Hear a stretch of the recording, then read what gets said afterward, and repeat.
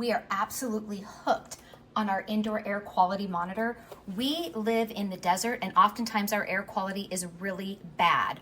Right now, there's a little smiley face over the 0.50 showing that our air quality is good. In different spots of my house, it is on the yellow. So the air quality is not the same throughout my house, which I find very interesting.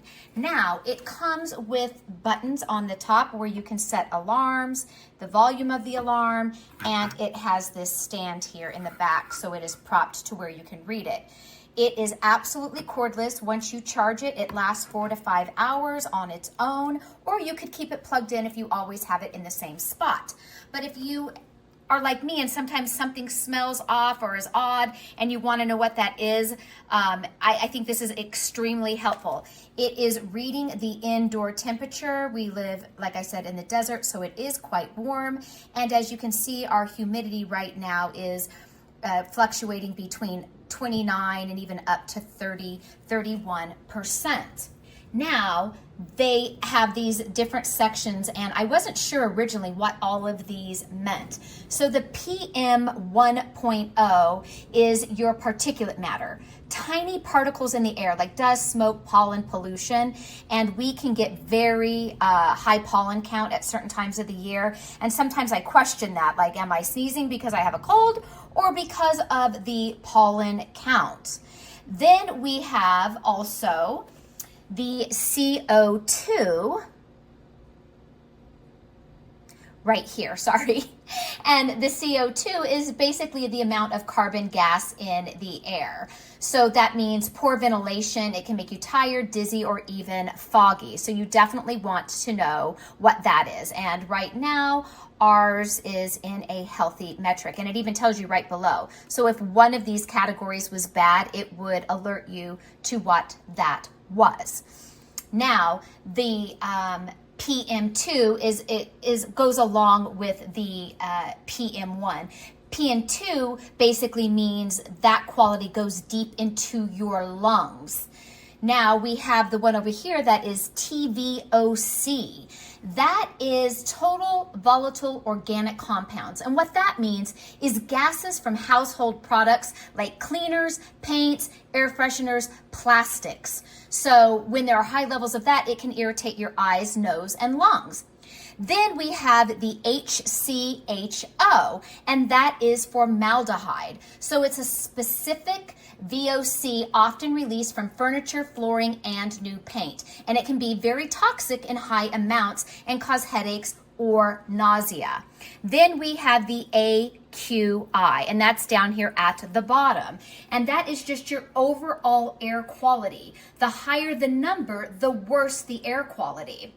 Then we have what I already covered in the beginning, which is the temperature and the humidity. Now, if you want to be alerted when one of these goes into a zone that you are not wanting it to, you have the option to program those alarms for those categories on your air quality device.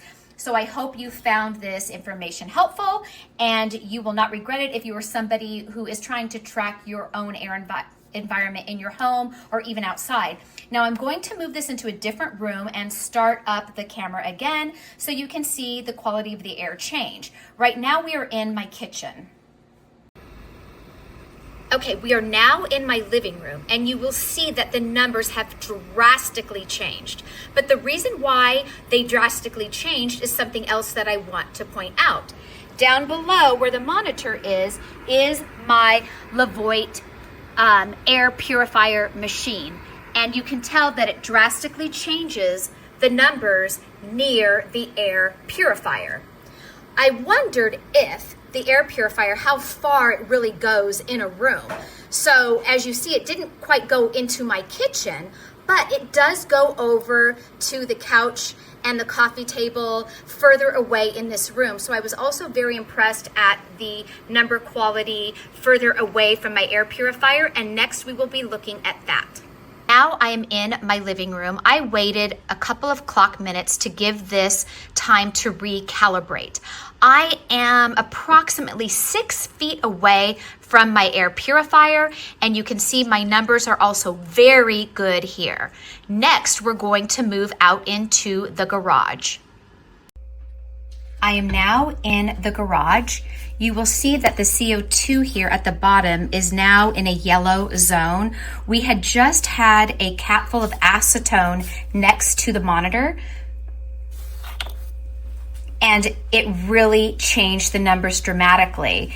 It was not surprising to me that there was even less humidity out here. What really did surprise me was how low the particles are here in the top section compared to my kitchen. So overall, it seemed my kitchen in its natural state had more stuff going on, but that's where we do all of our a lot of cleaning, right? On your countertops, wiping down all the time. But look at this with acetone. A little bit of acetone in that lid really drastically changed those numbers. And I don't even have, you can't quite see it, but I do not have much acetone in that lid whatsoever. I hope you liked my review of the air quality monitor, and try it for yourself and see if you like it.